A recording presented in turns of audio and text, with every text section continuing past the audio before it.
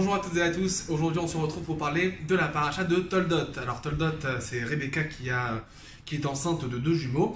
Alors ils sont nés le même jour, mais c'est peut-être le seul point commun qu'ils vont avoir, puisqu'il va y avoir deux enfants complètement, diamétralement opposés dans les caractères, puisqu'on va avoir d'une part Ésaü, qui est un homme des champs, comme nous le dit la Torah, un homme de la force, un homme de terrain, et puis on va avoir de l'autre côté Jacob. Jacob, lui, Ishtam Yoshev Ohalim, est un homme intègre, assis dans les tentes de l'étude de la Torah, de la prière, de la spiritualité, et par conséquent, eh bien, en fait, quand ils vont grandir, les destins vont complètement s'opposer, puisque Ésaü va devenir un chasseur, idolâtre, brutal, violent, et qui est prêt à vendre son droit d'aînesse pour un plat de lentilles.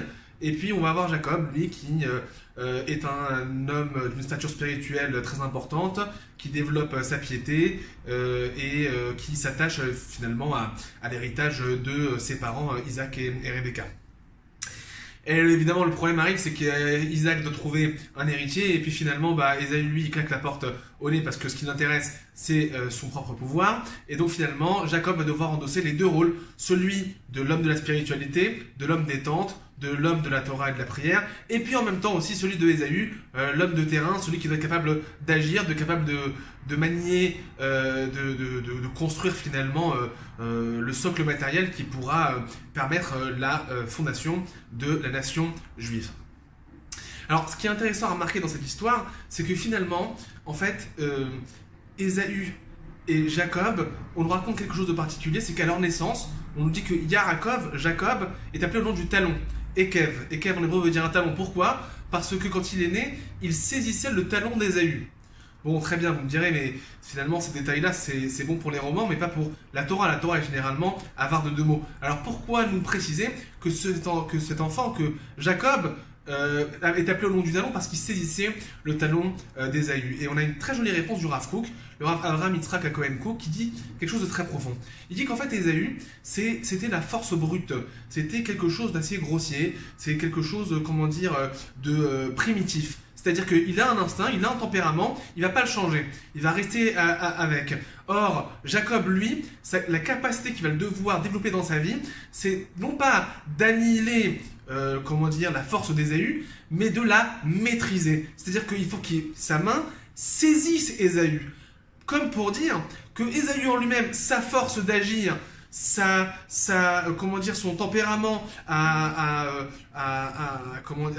défendre, à agir, même parfois à faire usage de forces qui ne sont pas forcément positives, eh bien, effectivement, en soi, si on le laisse se développer tel quel, ça donne un Ésaü, mais si on est capable de le maîtriser, de le canaliser, de le diriger, eh bien on est aussi capable de le sublimer. Et donc Jacob, lui, quand il va endosser à la fin, on ne dit pas qu'il reste un homme détente, et puis tant pis pour, quand il faut construire une nation, tant pis pour la dimension militaire, la dimension politique, la dimension économique, ça c'est pas grave. Pas du tout. Il va rentrer à l'intérieur, il va endosser le rôle d'Ésaü, mais il va devoir le faire de façon éthique, de façon morale, de façon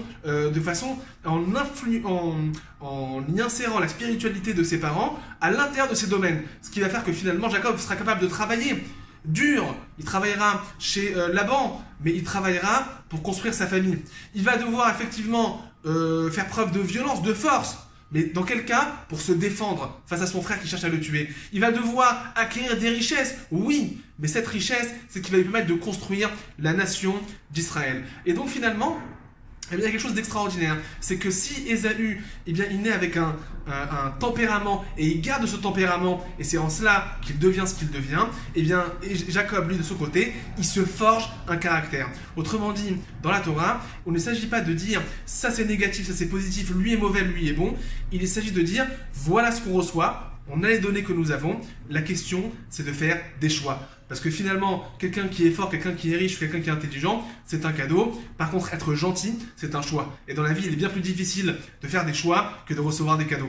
Et c'est un peu ce que nous dit le Talmud quand on nous dit que finalement, quelqu'un qui a un penchant sanguinaire, qu'il devienne Moël, c'est-à-dire qu'il fasse des circoncisions, ou Shochet, ou abatteur rituel. C'est-à-dire que le Talmud nous dit, quelqu'un qui est sanguinaire, c'est quelque chose qui existe. La question est comment on peut le canaliser. Tu veux voir du sang? Regarde le sang de l'alliance. ou va participer à un abattage rituel, c'est-à-dire que tu vas permettre aux gens de consommer la viande dans la cache-croûte. Ça veut dire que quelque part, l'idée n'est pas d'annihiler les forces qui se trouvent à l'intérieur de l'individu, mais plutôt de les canaliser, de les maîtriser. Et j'oubliais un dernier détail. Ésaü dès le début de la paracha, on nous dit que cet enfant-là est héros. Bon, alors la Torah, c'est pas un salon de coiffure, et puis, encore une fois, elle se perd pas dans ce genre de détails. Alors pourquoi nous préciser que Ésaü est roux? Bien, figurez-vous qu'il y a un deuxième personnage qui est roux, et dont on connaît la couleur des cheveux. Et quel est-il? Le roi David. Le roi David, c'est en fait Ésaü qui a réussi à maîtriser son tempérament, qui a réussi à forger ce caractère. Et donc finalement, la force d'Ésaü qui va le mener à la conquête et à assouvir ses désirs, et ben chez le roi David, c'est celui qui va mener un royaume avec des guerres de défense. Là où les pulsions et les passions d'Ésaü vont s'exprimer à travers donc les fautes qu'il mènera dans sa vie, et bien pour le roi David, les passions, et bien il va les inscrire dans ses Téhilim, dans ses psaumes. Donc finalement, et bien un Ésaü maîtrisé devient un roi David. À méditer. Shabbat Shalom.